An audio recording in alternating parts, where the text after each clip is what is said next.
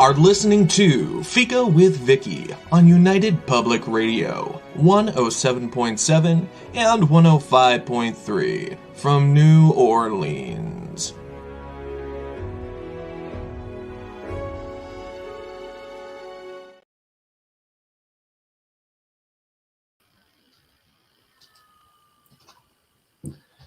Hello, everyone, and welcome to Fika. Our guest today, visiting from Fort Lauderdale, Florida, is Barbara Venkataraman.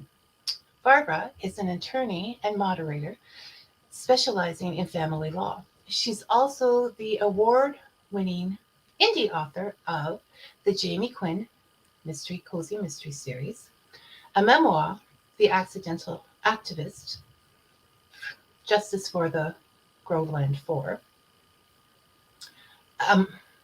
which she co-wrote with her son Josh about what he learned, exonerating four men. Just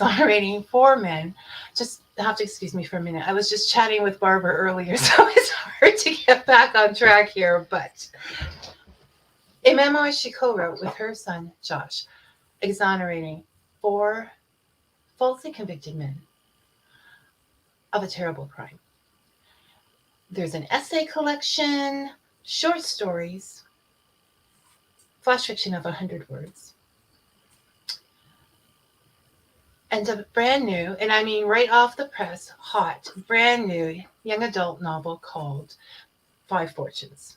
There's also a children's fantasy in there as well. There's a quote I found in Malice in Miami, the sixth book in the Quinn Mystery Series. Jamie, the protagonist, who by coincidence is also an attorney specializing in family law, said this: "As a lawyer who relied on words for a living, I knew their power to persuade, incite, or heal." And I'm wondering if this is the secret to Barbara's writing, because her books persuade us to live in the now, but there's still some nostalgia in them as well. They incite our passion for justice, but show us that healing can be found when justice is done. In fact, when I picture Barbara writing, I picture her in front of a large board full of a huge number of words, choosing the ones she's going to use carefully. Because being a prolific writer is one thing, but being a prolific writer and good, that takes skills, word skills. Welcome to Fika, Barbara. Thank you for having me. I'm excited to be here. I'm excited to talk. We talk so well, even though it messes up my beginning as I'm thinking about what we were talking about. I apologize for that. And we'll move on, shall we? That's fine. Okay, so the first, what I want to talk about first, because there's so many things to talk about, is your cozy mystery series, the Jamie Quinn series. And I read number 6 this weekend. It had been sitting on my Kindle, but I had read, not because, just because we all know there are many, many books. So I got it when it came out, and then life happened, and I read it last night, and I was just so, once again, entranced by the characters, and they were so familiar with me and such good friends that I have to know as a reader, before I worry about anybody else here, is there going to be a 7th? Yes. Yes, I'm planning, my goal for this year is a 7th Jamie Quinn, and I miss them too. Everyone says I miss the gang, and I said I miss them too. And I it's a big undertaking to come up with a cozy mystery, because you need all the red herrings and all the subplots and all the side stories. But I'm definitely planning a seventh mystery this year. And we already have a comment, a question, or is a comment sort of as a question. I'd be thrilled by the idea of Barbara Venkataraman and Carl Hyson collaborating on a book together. Well, I'd certainly be thrilled too, but I don't know that that's in the works. But That's a very good comment because I'm influenced by Carl Hyacin. Like the fact that he writes about Florida, he writes about kooky characters who live in Florida, and he's a really keen observer of the absurd. And I always say when you're writing a Jamie Quinn mystery or anything about Florida, that's all you have to do is read the headlines, and you get lots of material. Which is back to your writing in the now. So thank you, Nicole. And I think this is a question you have to bring up if you see Carl being interviewed somewhere. I'd like to see you collaborating with Barbara. Maybe we can make it happen. Or Sure. You're good with petitions, Barbara. So we can do that. Sure. Okay, so we know that there is going to be a 7 now, people, and that this one isn't written with Carl. But we're looking forward to the possibility of one in the future. Now, we keep saying cozy mystery, and that is sort of a sub genre of the mystery genre. What do you think? What are the rules out there for a cozy mystery, and how do you think you measure up to them? Why? Great question. Well, a cozy mystery, actually, the phrase was coined, I think, when Murder, She Wrote came out. And it really defined, no one ever talked about cozy mysteries until then.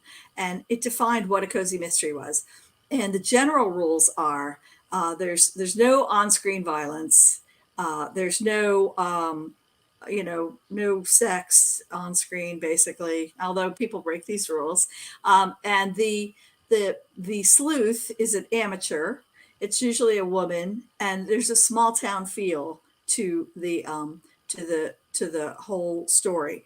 And what's funny is if you Google cozy mystery, there's people who have one set in a chocolate shop, someone who's a pet sitter, someone who's a coffee shop, someone who's a house cleaner. They just have all these different roles and jobs, and somehow that puts them in the middle of mysteries. But the funniest thing was when I wrote my first one, Death by Didgeridoo, I just the story just popped into my head because I was learning how to play the didgeridoo, and it was a very heavy instrument. I was learning it only because I had sleep apnea and I thought it would help. And I dropped it and broke a glass table. And I thought, wow, this is a dangerous thing. So I was swinging it around, and my husband said, "What are you doing?" And I said, "I'm trying to see if you could kill somebody with a didgeridoo." And he said, "Should I be worried?" And I was like, yeah. So then the title popped into my head, Death by Didgeridoo, and it just made me laugh. And so I thought, well, who would get killed by a didgeridoo? And I thought, how about a music teacher? And who would have done it? And I said, well, maybe his student is falsely accused of it, and it's his didgeridoo. And I just kept asking questions until I had the story. But when I finished the story and I started getting reviews, someone said, wow, this was a good cozy mystery. And I thought, oh, I guess that's what I just wrote. So you didn't choose to write cozy mysteries. No. It was just assigned to you. Yes. And then I said, oh, okay, that is a cozy mystery. So I added that to my keywords. Because it's all the rage. Mm-hmm. And so so things like you don't do any of the no's. It has that small town feel, even though it's sort of a suburb, but it still has that closeness. Yeah, I think so. I mean, I set it in Hollywood, Florida, which is a smaller town, and it's south of where I actually live, but it does have kind of a small town feel, and it's a smaller population, and you do run into the same people all the time, and that's why, I could discuss how the streets are named after famous people and how they do things in Hollywood. Because it's a part of your life. Yeah. Just as Jamie being coincidentally an attorney specializing in family law. Well, I did write about what I knew about. And I have heard a lot of crazy stories over the years of people getting divorced and what happens. And so, it gives you write what you know, right? And I think that Jamie being in that position does lend to her getting involved in these things. It's not far-fetched. It's far-fetched. You always have to suspend your disbelief a little bit. But but in general, it's a good thing. Okay, so now we're going to get a little deeper. Are we ready to get deep? Sure. We start this conversation. Now, last time we spoke about cozy mysteries, it came up that not us, not you or I, so we're not taking any, blame for this, but some people said while reading your cozy novels that you have an intelligent character and that some cozy novels do not.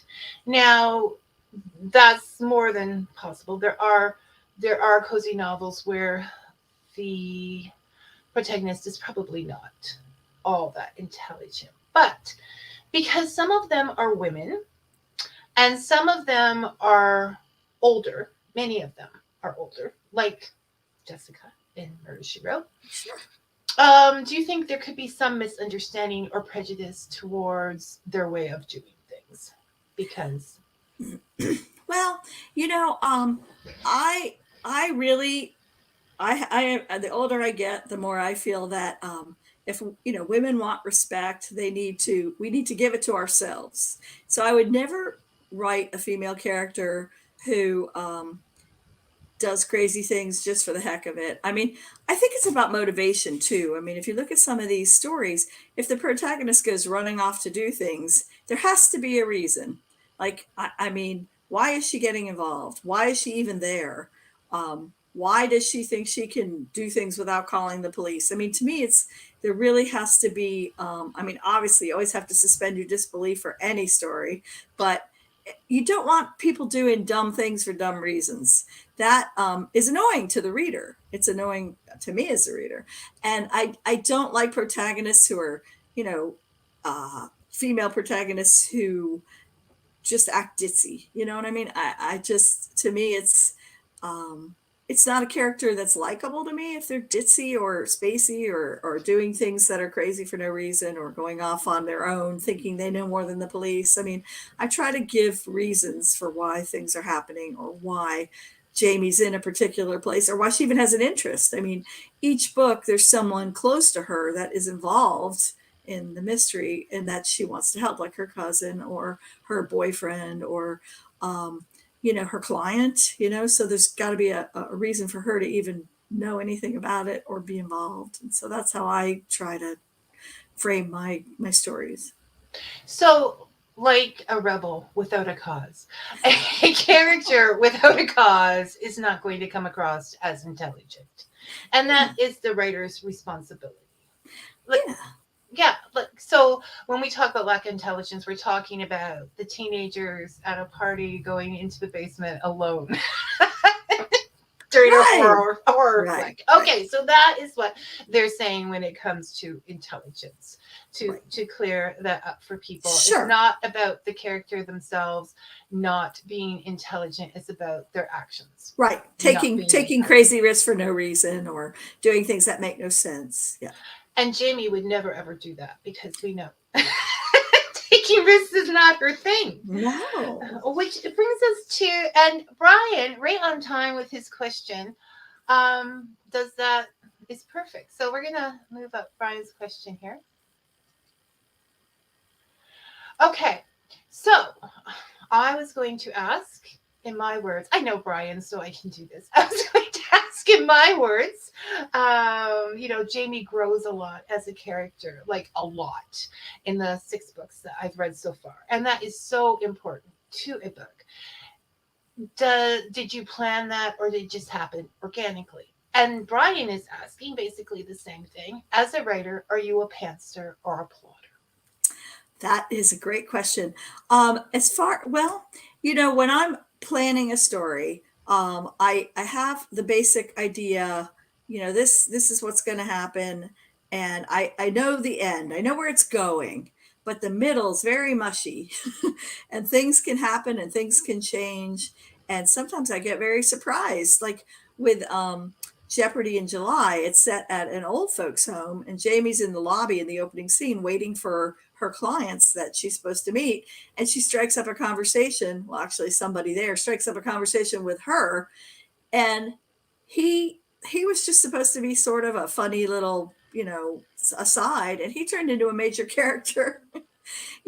At some point I got stuck in the story and I thought, Well, what about the guy from the beginning? He lives there.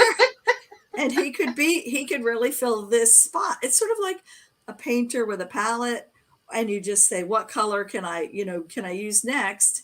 And then you say, oh, this one will work. And so I think that's also like, I don't know if anybody watches Supernatural, but it's like a quiver full of arrows, right? I was going to ask you that because it comes up in your.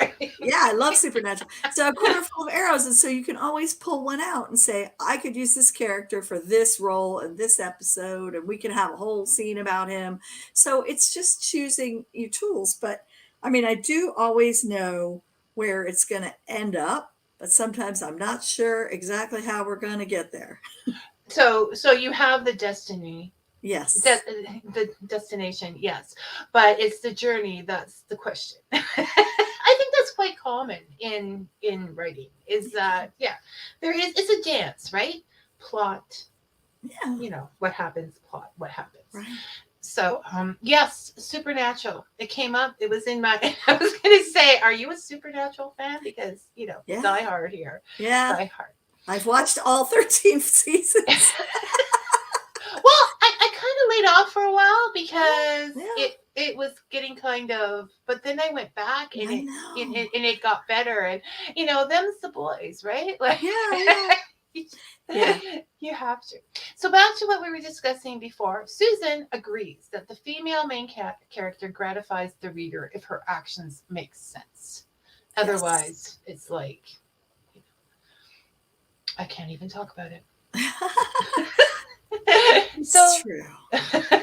Brian, again, does your training experience as a lawyer help with the skill set required to be a writer? I think it does, because, a lawyer's tools is basically their words. I mean, their knowledge, but, when you write a brief, you're persuading somebody, or you're writing a motion, you're persuading the reader to accept your argument. And I think that every story is a persuasion. It's like, listen, I need you to believe that this is what's going to happen, and it makes sense, and this person is going to go this way, and that's what's going to happen. And so I think every writing is persuasion. But of course, I can't be humorous when I'm writing as a lawyer. And I much prefer to be humorous if I can. You do it so well. Thank you. So yes, it is, when people say you're talking about your characters like they're real. Well, if you don't believe they're real and don't persuade yourself they're real, you're not going to be able to persuade them. So it starts right from your lovable characters. Okay, Barbara. Now I'm going to ask another question that is sort of about writing and the timing of your books. Now, as I said before, your writing is right now. Like, sometimes I've heard it said, oh, you can't go off, you date your book, you do whatever. And I'm just reading it going, oh, I love you, Barbara. You're just going for everything. The quotes, the everything. I am here in the now. Now, recently we had a different way of living back in 2021. And I noticed that your book, Malice in Miami, would have been written during that period because it came out in 2021. Mm-hmm. Now, at that time, I was thinking, and I'm sure other writers were, wouldn't it's kind of difficult to write right now because you're thinking, but what if people continue to wear masks forever? Mm-hmm. Or what if they're just so upset about this, they never want to think about it? Like, how am I going to write about the now? Now, you chose to write about the now as if it was just nothing happening out there. You just went with it. How did you make that decision? That was a very, very tough decision, because I was in the middle of writing that book, and I thought, things are so different now. Should I reflect that? Should I encompass that? And I decided that I remembered what a lot of readers have said in their comments to me, is that I read your books to escape. If I wanted reality, I could turn on the TV. I could get reality looking out my window. And so, I just thought, you know what? I'm writing this for me to escape, and I'm writing it for my reader to escape. I just feel like let's all pretend we're still, that, and it was a risk because I thought, you're right, we could have a different way of life permanently from now on. But, I just couldn't, it didn't make sense for the story, and it wasn't going to be pleasant for me to write it that way. And so I just thought, I'm just going to go for it, like, the before time or whatever, and pretend we're not in it. And then people can read it, and not have to to get into it. Yeah, to reflect on what was troubling them. I mean, there were so many people that were in such bad shape that they really wanted an escape. And that's what I wanted to give them. And So me. it me. is fiction writing, and even if things hadn't turned out as lovely as they have, people would still be wanting that nostalgia. It would be fantasy then, that life was the same. But it would still be something people would want to read as opposed to the truth. I hope so. And I think you always write the book you want to read. I mean, someone asked J.K. Rowling once, do you write for kids? Do you write for adults? She said, I write for myself. I write the story I want to hear, the story I want to tell. And that's really what I'm doing. I just say I have to write the story that I want to write, and hopefully I resonate and connect with people. Oh, I never even thought of that. I'm sorry, I've heard resonate and connect. It's just Nico asked a question because it's such a natural thing in your books. I don't even think about it. But and I hope I'm saying Nico right. You are. Okay. What are your thoughts on including representation of different ethnicities, orientations, etc. in your works? Which I must say they just naturally flow into yours. So I think it's important to include different people as you can. I try to make a little bit of an effort. I mean, I think my FBI agent is an Indian woman. My most recent book has a gay character in it, and my YA novel has a gay character in it. Spoiler alert!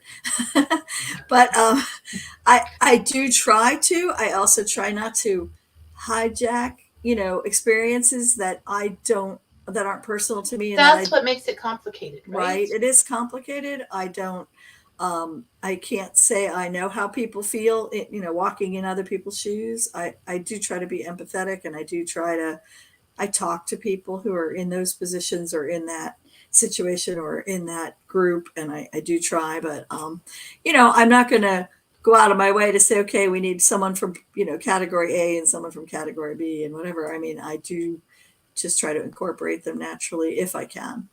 Well, in Florida, you have a lot of different ethnicities and people and a huge group. So it is natural in your books, which is why I've never even thought about it. But for them to come in because they are living there, they are there. But yes, in some other areas it would seem very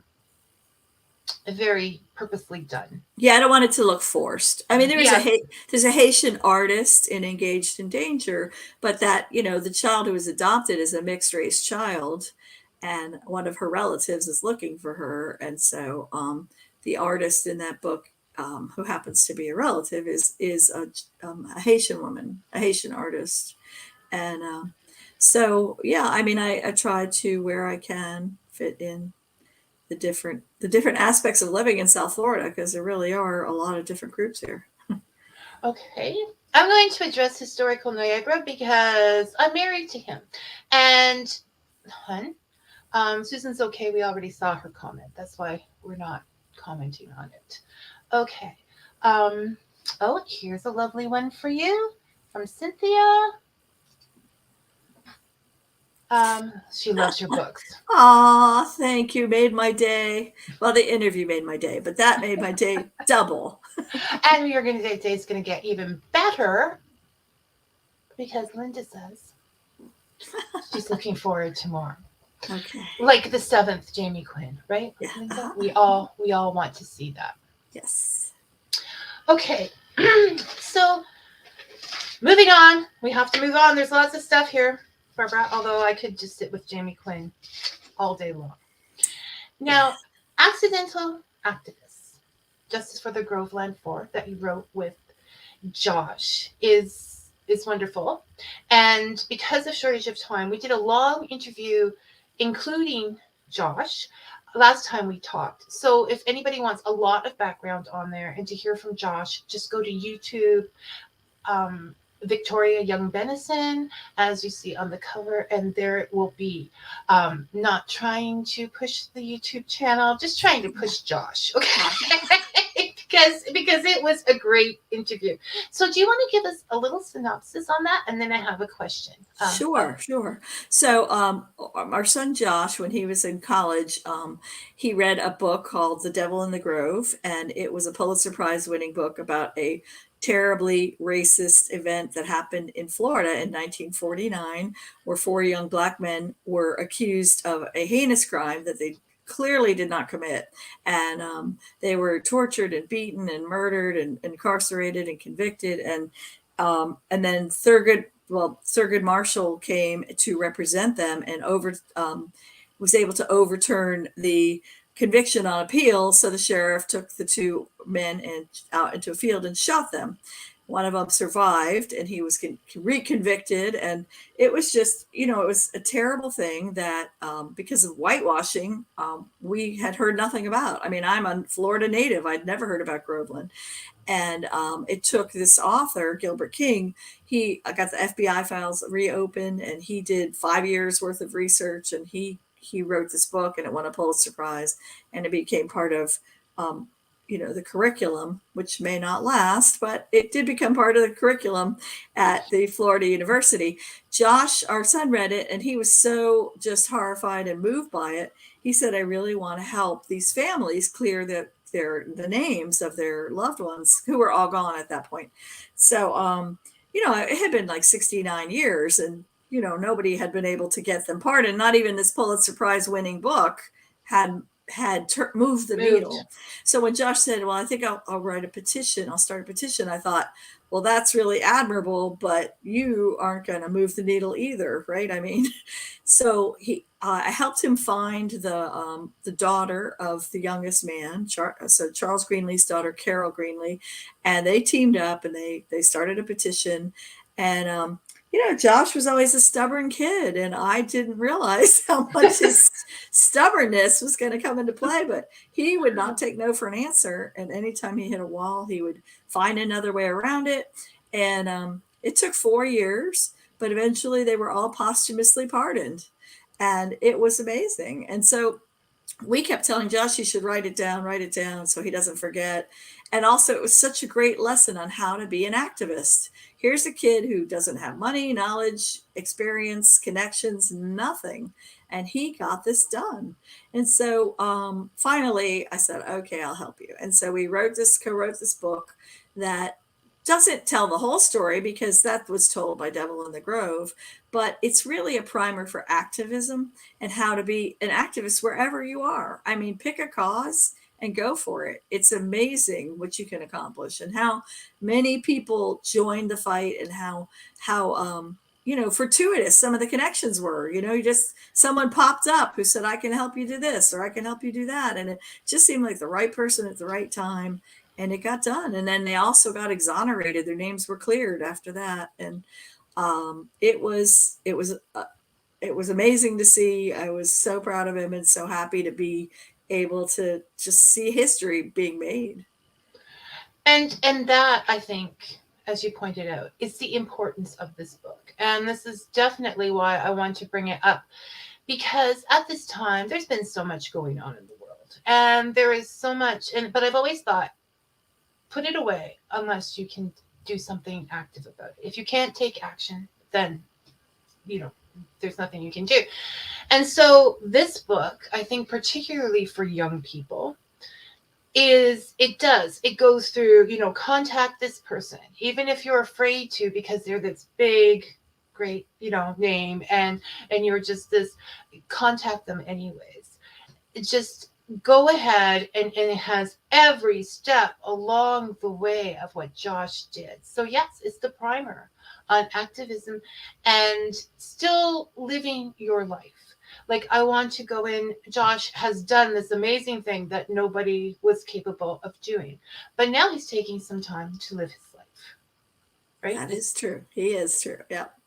Yeah. But social justice is always something he wants to, Mm-hmm. work on. And, this was a really amazing thing that happened. And, but it shows you that anybody can do anything if you just keep, there were so many times they could have given up or said, forget it. And you're just like, it's just not an option.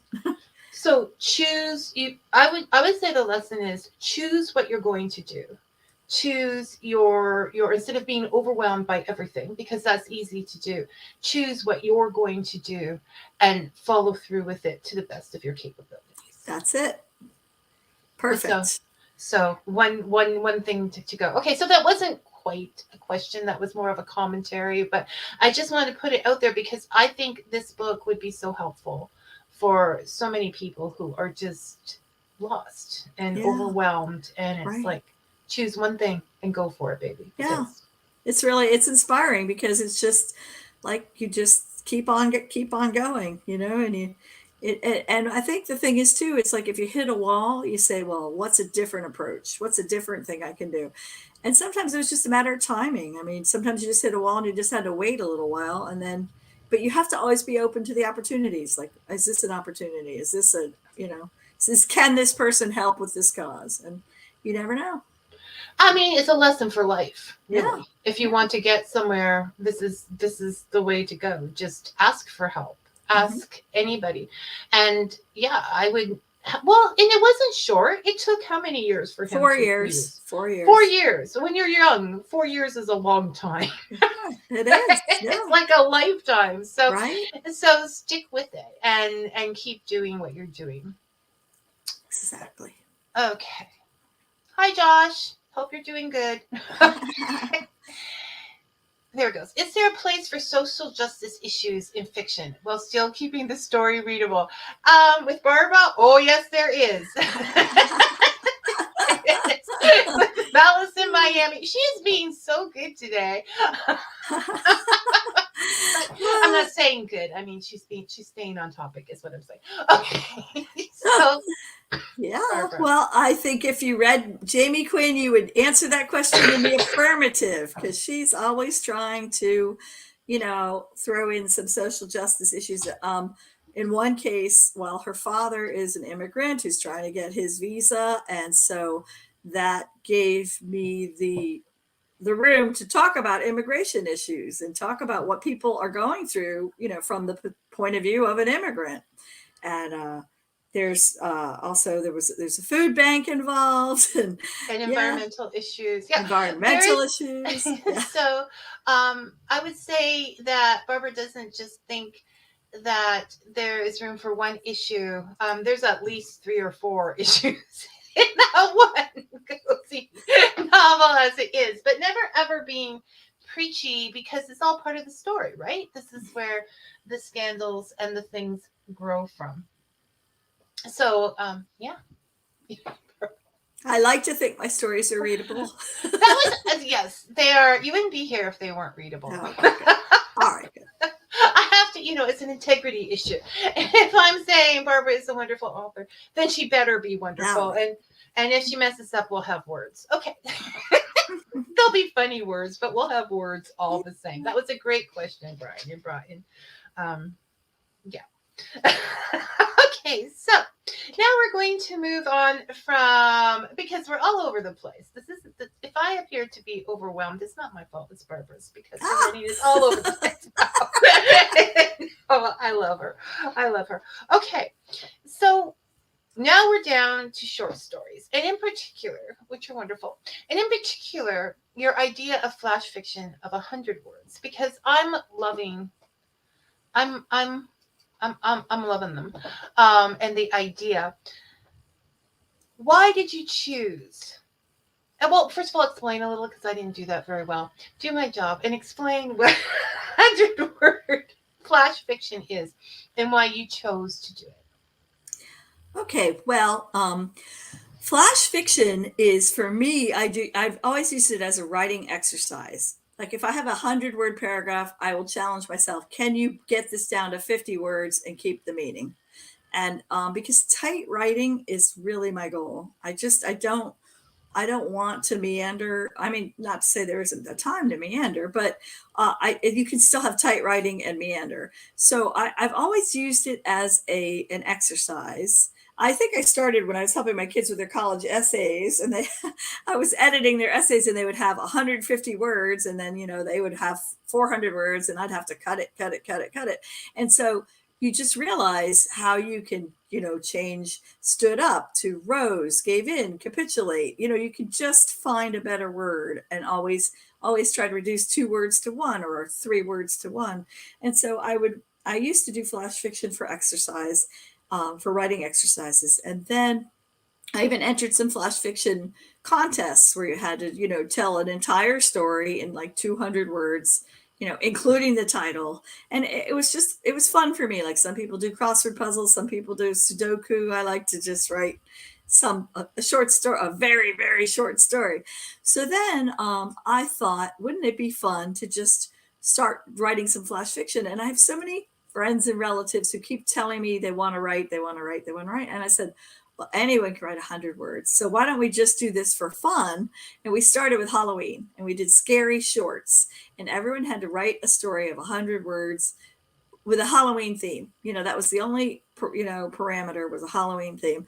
And my brother-in-law wrote a scary story, and some friends did, and so my nephew did, and it was just so much fun. And so we said, well, let's do it for Christmas. So we did holiday shorts, and we had Santa Claus wearing shorts, and we did a bunch of 100-word stories.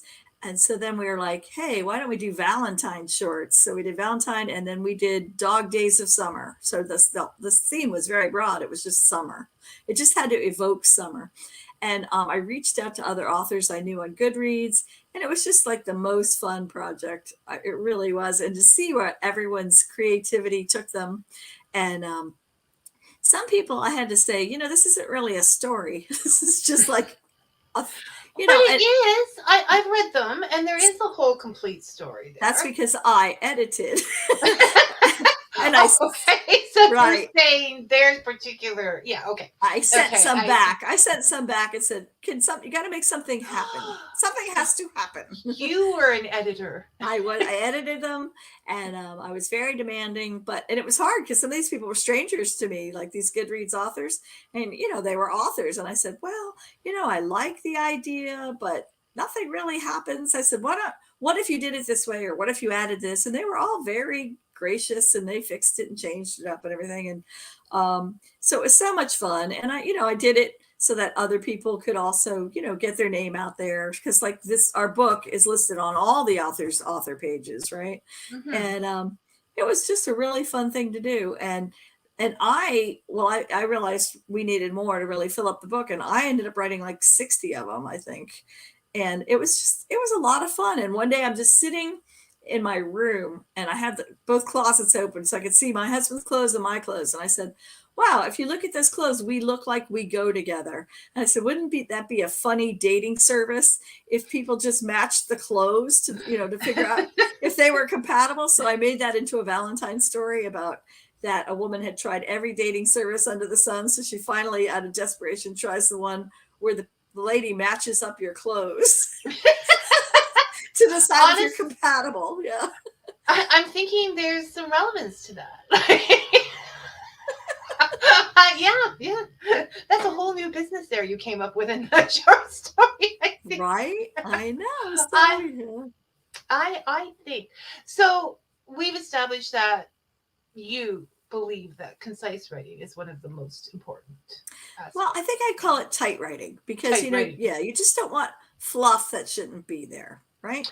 I remember reading a story by an author I know who an author that everyone knows. And I don't know if she had a word count to meet or a page count to meet, but at one point she said, I showered and shampooed my hair. And I thought, did I need to know that? I'm like, unless you just got someone dumped eggs on your head or something. Did I need to know you shampooed your? I mean, she might as well tell me. And I use herbal essence, and you know what I mean. It's Barbara just doesn't have time for that. No, neither do I. I think sometimes, we're building the writer is building the scene in their head, and then that scene is put out on the paper. But yeah, that's when the cutting and the tightness. Right. Well, every book I've read on writing says every scene needs to serve a purpose, and it either needs to move the plot forward or introduce. I mean, develop your characters, or there needs to be a change. But every scene needs to serve a purpose, and I take that further to like every word should serve a purpose. I don't want to know if you're shampooing your hair unless it's relevant to the story. So for the readers, flash fiction is fun to read, and that is something that you can read with your coffee in the morning, just for up. But it also hopefully will make that writer's reading that writer more enjoyable, because you're not taking time to read about what kind of shampoo they're using. Right. I know. And flash fiction doesn't have to be 100 words. It can be anything. I mean, there's flash fiction, 200 words, 250, 300. I mean, that's still flash fiction. It's saying it's up to 1,500 on the site, which is why I say 100 words, because I don't want people thinking this is like 1,500 words. No, this is being put off in 100 words, a complete story, and that does take skills. So check it out, try it. I mean, like you said, it's something anybody can write 100 words, and it's fun.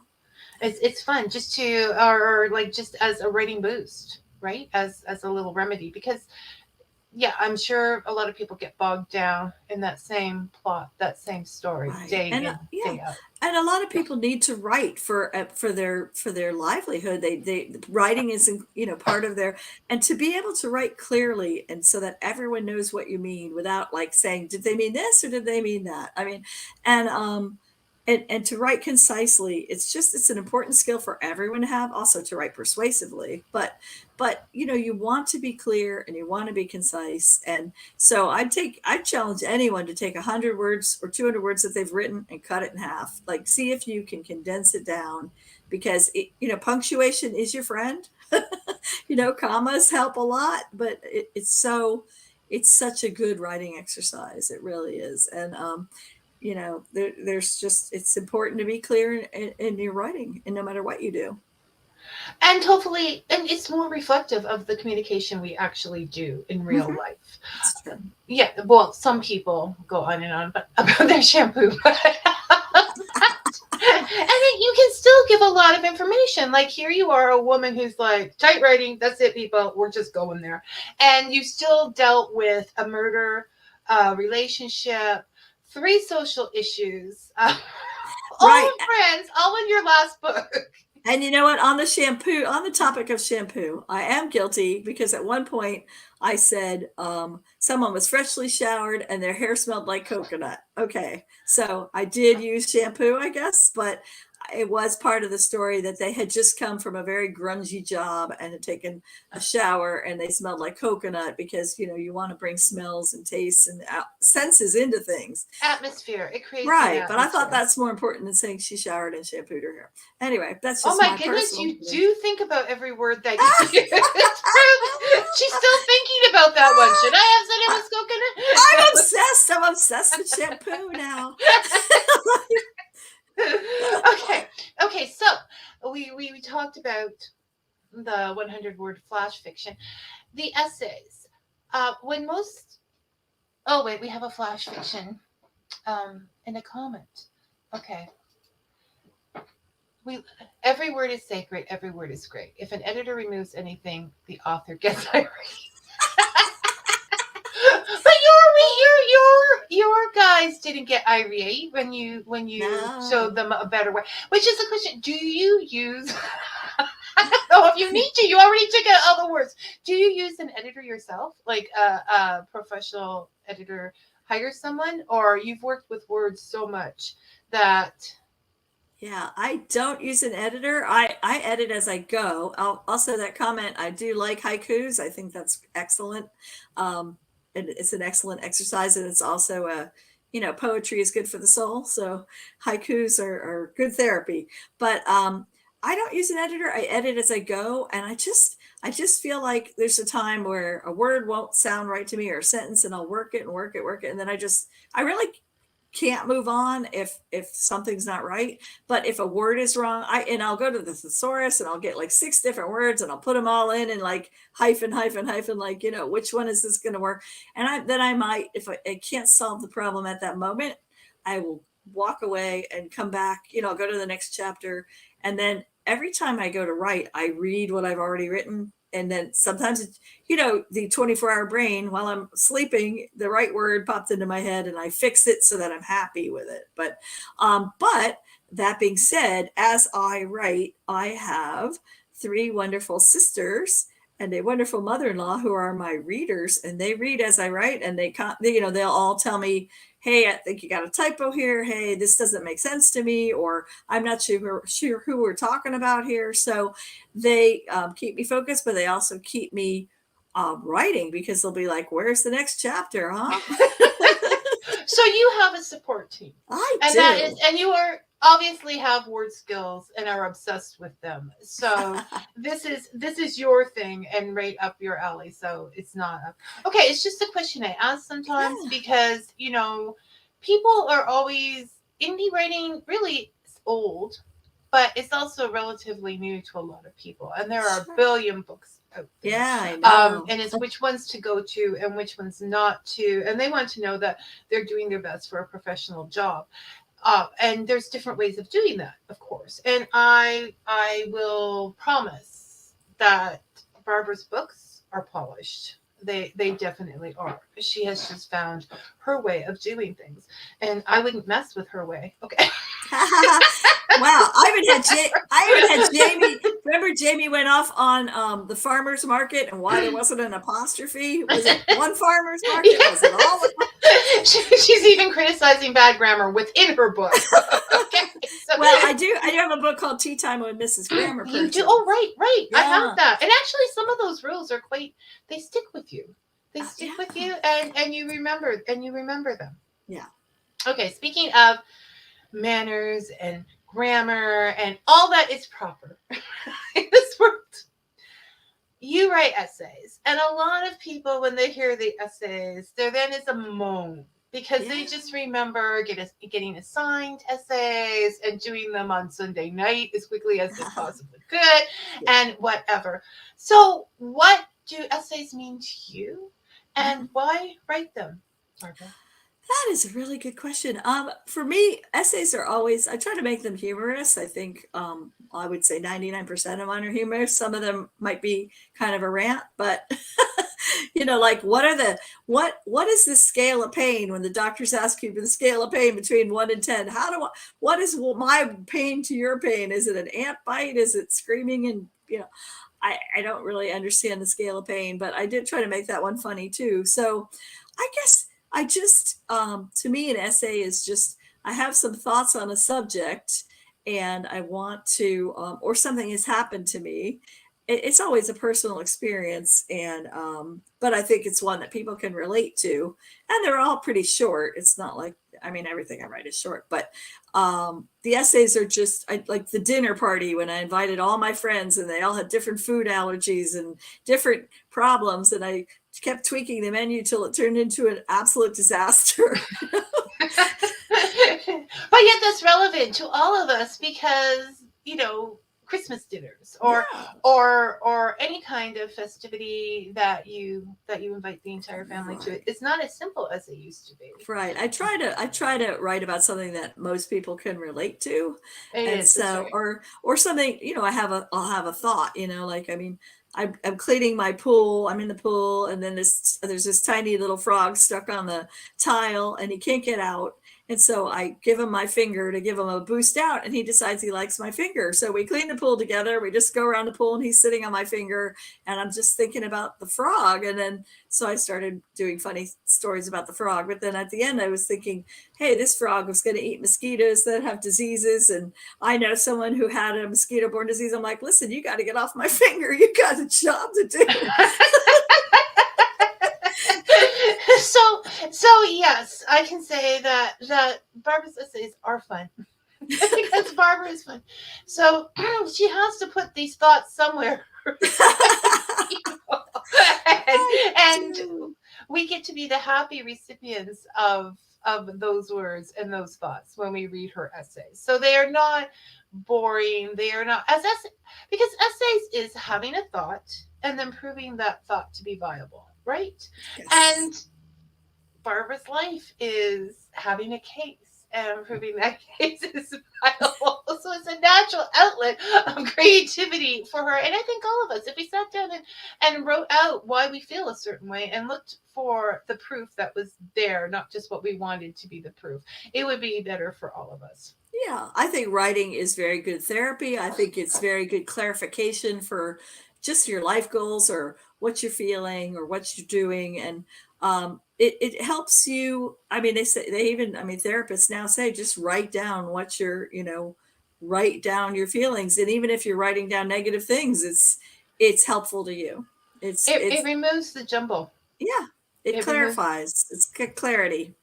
It's a memory box, and it Right. puts it down, and you can burn it, but it just gets Right. out. Okay, I'm going to bring some attention to Linda here because I feel she is your sister, and she is bringing a lot of enjoyment to me by going through your work. So before, when I asked if Barbara had an editor, this popped up. I didn't see it right away from Linda. If only you had loving sisters to read chapter by chapter and help you edit. And then when Barbara did mention that she had loving sisters, that was aha. Thank you. So thank you, Linda, and other loving sister who and mother who bring reading enjoyment to me by checking out Barbara's books and making sure she does everything right. Yes, that's right. They take care. They make sure it's all right. Oh my goodness. Okay. Helen would like to know when you first discovered that you enjoyed writing. When did the bug start? Oh, that's so funny. When I was in second grade, I wrote a poem about ducks, and the teacher liked it so much she wrote it out and put it on the wall. And I thought, hey, this is good. I like this writing.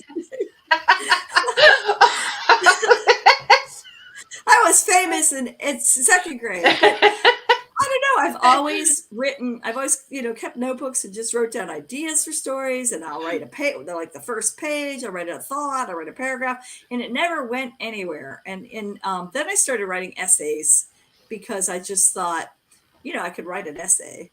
And I enjoyed writing the essays, and then I self-published them. And, I always felt like if everyone, either no one reads it or the people who read it go, this is garbage, I could just take it down again. But the best compliment I ever got, I think, was some stranger read my essays and left a review on Amazon, and it said, this book really cheered me up when I was feeling down.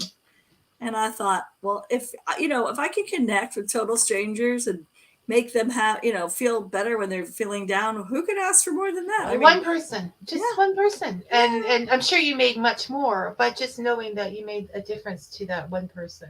Yeah, yes. And then someone who reviewed some of my other books, she said, I just had the worst day of my life. My mother-in-law has Alzheimer's. I had to take care of her all day. I had no reason to laugh my entire day. And then I sat down and read your stories, and it made me laugh. And I want to thank you for that. And I was like, oh, that's what I want to connect. That is really why I write, is just to connect with people and, and give them a laugh, give them a smile, have them walk away, their escape from reality. Why not? So okay, Helen. So you're just coming up with better things than me, people. So what do you think, Helen asks, what do you think about the idea that there's a novel inside everyone? Well, I think everyone has interesting stories to tell. I'm not sure. Writing is really hard. It's work and dedication. Hard. It's so hard. You just, you get it's a skill. It's like no one sits down at the piano and expects to play Mozart, right? You got to learn how to play scales. You got to practice. And writing's the same way. No one can sit down and write. I certainly couldn't. I've read like 100 books on writing. I've, done a lot of I've read, thousands of books, and I've practiced writing. And I think, everybody can write something. I just think if you want to, you can do it. I mean, as far as novel's that's a hard thing. It's like saying, can anyone write an opera? I don't know. Because I can't write an opera. No, I think you're right. And I think it's also unfortunate that we immediately go to book or novel or whatever, because there is essays, there are short stories, there's a million ways to use that writing to make yourself feel better and to benefit. Okay. Yes. Unfortunately, we have 5 minutes left. Because time goes so quickly here at Fika. And first of all, I wanted to say, Barbara did mention that when these people wrote her, it made her feel very good. And that, once again, is what I want to put out there, people. Authors are sitting there for days, working hours and hours on this piece of work, and they get very little feedback on it, right? Yeah. So write them. Write them on your Goodreads. She has an excellent Goodreads page. She keeps it up to date, and she keeps it going, and she answers questions. So go on her Goodreads page and tell her, Barbara, we love you. Okay? Aw, and if you reach out and friend me, I'll friend you. No kidding. She is a very friendly person. Also, I haven't read it yet, so I want her to tell us a little bit about Five Fortunes. Okay. Yeah. I just had 2 books come out. One was Duck for Cover, which was just tales with a twist. I was aiming for O. Henry. And then Five Fortunes is a story I started 8 years ago with my niece. We were just brainstorming, and we said, let's write a story about 5 teenagers who get their fortunes from, a machine in the arcade, and how those fortunes change their lives. Like, not in a magical way, but in a way that some of them believe them, some of them don't. They start deciding whether these fortunes are affecting their lives. And so she and I started this book, and we cut out pictures from magazines of what the girls look like and what their backstory was. And then we kind of left it alone. And every once in a while I would say, hey, do you want to work on Five Fortunes? And it'd be like, yeah, maybe. But so finally I just said, you know what? I'm really daunted by writing about 14-year-olds, being 61 myself, but I will channel my inner 14-year-old. And I remember all the drama of friends and arguing with my mother. And I thought, I can remember what it's like to be 14. So I Googled what they wear and what they say, what they do. And I wrote a story about 5 14-year-old friends and what they go through with their fortunes and their lives. And it was a lot of fun to write. And I even got a 14-year-old who said she liked it and she was going to share it with her friends so they could all talk about it. So that was really exciting. Fantastic. And it's a great premise, because things do get into our heads that make us. So maybe I'll have to try it. Maybe I will. Okay. And I want to send, Helen says, thank you for this interview. Oh, it was my pleasure. And I think, we're all saying thank you because it's so much fun. Oh, I love chatting with you, Vicky. You're so much fun. I have to bring people closer together. No, we have the little machines, and when you're close together, you never ever seem to have time to actually meet up for coffee or anything. Anyways, because everybody's so busy. So this is great. Get that next book done, and then I can bring you back. I can bring you back to talk about anything that you want to talk about, Barbara. So take care. And thank you so much. This was so much fun. I'm wishing you guys and Josh well. Okay. Always. Okay. Okay. So we're going to say goodbye to Barbara now. Bye. Bye.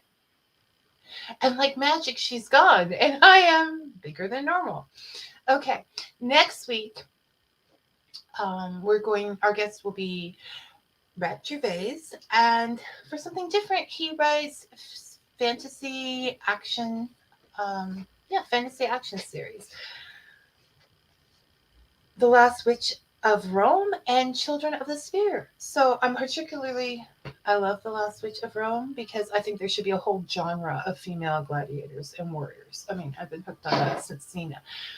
So until then, may your coffee be hot and your story sweet. Thanks for listening. everyone.